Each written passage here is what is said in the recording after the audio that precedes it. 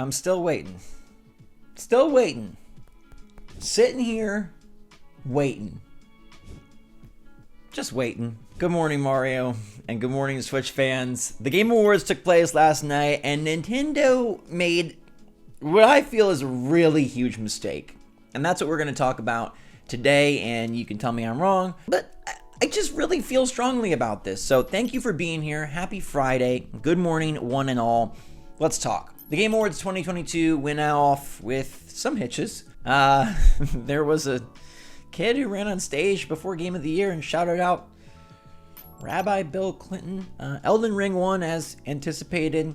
We had Kirby and the Forgotten Land take the family game category, Mario plus Rabbids take the strategy game category, and Bayonetta 3 take the action game category, which on the awards front, hey, Nintendo did pretty good. People felt like Xenoblade Chronicles 3 got snubbed, especially in the musical category. God of War Ragnarok won a ton, and then there were the announcements. All right, let's talk about this part most importantly, because honestly, I think that's why most of us watch. The awards are a nice little appetizer, but it's the announcements that we crave. Now, there were some really cool announcements, not for Switch. Judas takes the cake for me, because I love BioShock, and Ken Levine was supposed to be working on narrative Legos. Instead, he's making BioShock. It's just called Judas, and it looks sick, and it looks like you're going to ally with evil this time. You're going to recruit villains to join your squad, a girl who's falling apart, a cowboy sheriff, and then someone who's doing weird dance moves on a space station. BioShock, the powers in the hands, plasmid's basically back. I mean, yeah, it looks like they just ripped BioShock out of BioShock, but this is the BioShock guy, so absolutely brilliant. Cannot wait for that game. Probably won't be on Switch, maybe on Switch Pro, but unlikely. Hades 2, hope that hits Switch. Sequel to the Game of the Year winner, looked really, really cool. But let's talk Nintendo. Okay, there were some really fun things for Nintendo Switch, like Earthblade, which is the next game from the creators of Celeste. Matt makes games, and it's an explore action game. I don't really know exactly how that's different than a Metroidvania, because it's kind of what it looked like. Celeste was all about the platforming, and this game incorporates quite a bit of combat. The trailer was the best way to handle a 2D trailer I've seen. They zoomed all around, and the level changed the world as you move through the map. It was a very consistent but yet diverse trailer that I thought was awesome. I'm just interested to see how they make combat feel new in a 2D game like that. You know, the platforming was very original, I felt, because of the movement, the precision, and just the way that they incorporated story into it. And I'm sure they'll do the same narratively here, but I feel like we have so many more games with combat than we do just pure platformers, so how can they make this one special and unique? They did it for Celeste. They have a lot of time. This one's not coming out till 2024, but it did look sick. Now, Nintendo decided to step up to the stage. Doug Bowser was there. What are they going to bring? GoldenEye stealth drop, Sports Story release date announcement, Advance Wars out of nowhere. Perhaps we get a Hollow Knight Silksong trailer. Nope, none of that. Now here's the first part of my grievance, right? When is Sports Story coming? Do they have a real epic tweet plan? Maybe with a picture?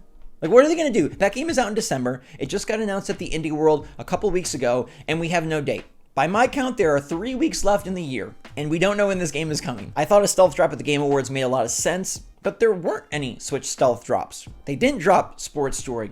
GoldenEye is nowhere to be found, even though Daniel Craig was definitely on stage. Advance Wars may never come, and we sure as heck did not get Hollow Knight Silksong. Now, okay, Nintendo isn't fully in control of all of those. They are, I guess, with GoldenEye, but the rest, indie developers do have the say. What Nintendo does have control over is their first-party announcement. Now, this is the Game Awards. Whether you like Keighley or the show or not, it's one of the biggest days for video games in our industry. And Nintendo could support that with one of their biggest games. They didn't. There was no Zelda Tears of the Kingdom, and that game is now out in 5 months, and we've seen a smidge of gameplay. We know the title, which they acted like was a 20-minute gameplay presentation with its importance, and granted it is a nice title, but what is happening with that game? I'm sure they will have their own Zelda blowout, and now I flip from them having this featured at their February Direct to definitely a Tears of the Kingdom dedicated Direct, because you got 5 months. Nothing usually happens in January. They're going to have a very short cycle. Zelda doesn't need much hype. It's just going to go on the store shelves and sell. But I did find the decision to omit their big stars here as an odd one. They did bring Mario in the form of the Mario movie, and that continues to look fantastic. We saw a clip from Toad introducing Mario the Mushroom Kingdom, and I don't care what you think about Chris Pratt's voice. That movie is charming as heck. There are hidden references everywhere, and it seems like they jam-packed it with Nintendo goodness. It's oozing everything that I want, and it also looks like it's going to be fun for kids. I think that's going to be like the best thing maybe Nintendo does in 2023, which sounds crazy, but I think that movie is going to be phenomenal. Now, after the movie, they did two things that I just disagree with, and let me know how you feel. One, we gotta stop announcing season passes before we even know if the game is good. Fire Emblem Engage releases in early 2023, January to be exact, and they announced the season pass. Now, season passes are inherently fine.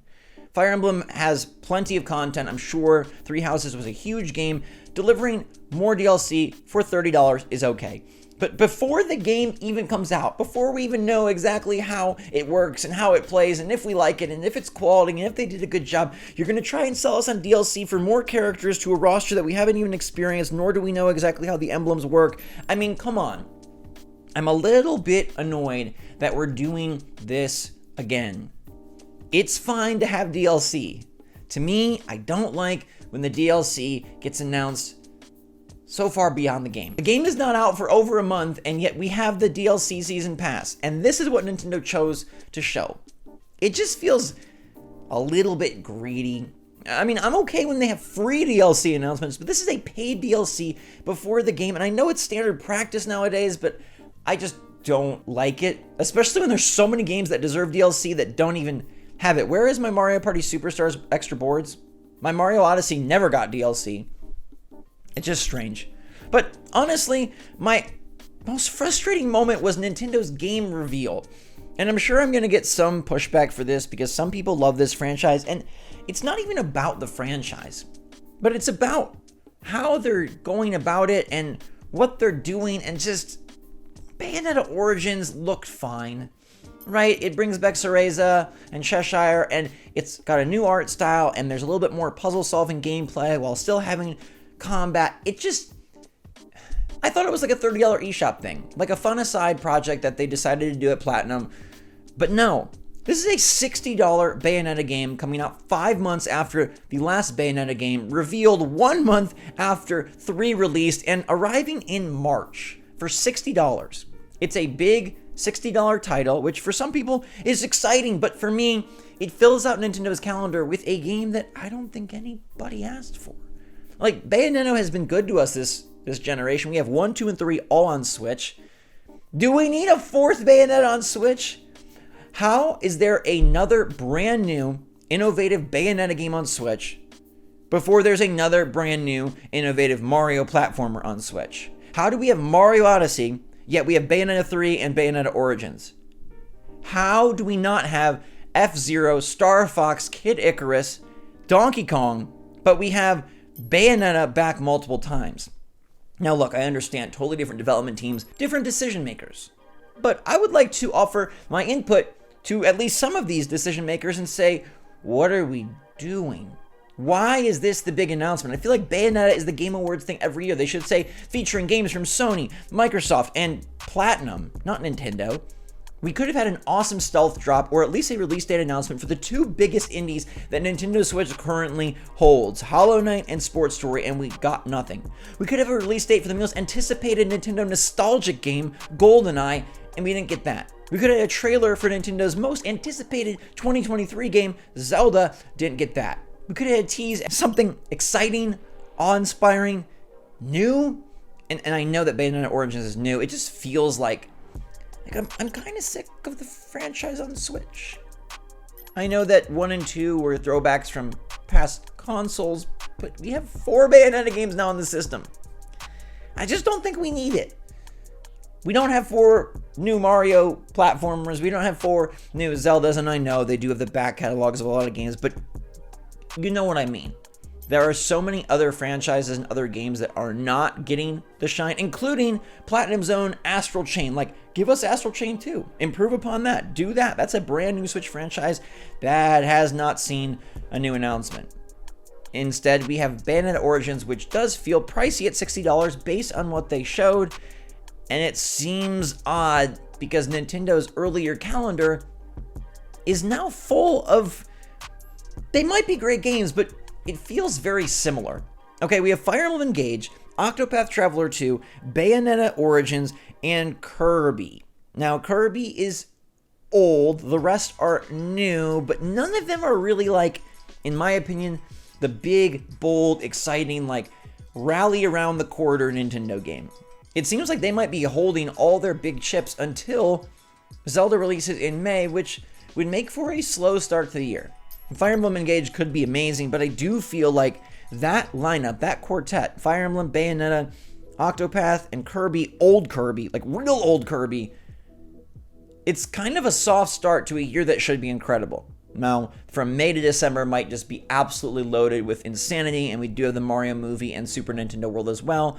But I just found Nintendo's slate at the Game Awards to be a mistake, and I'm utterly clueless and confused as to when they're going to announce release date for Sports Story, unless it's getting delayed. GoldenEye, unless it's being pushed. Where is Hollow Knight? We saw the next game from Celeste, and we still don't have a Hollow Knight release date, which was announced 3+ years ago. Like, it's just weird. I know things happen.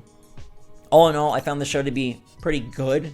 Not great, but pretty good. Death Stranding 2 looked insane. Like I mentioned, Judas was the highlight for me. Immortals looked cool.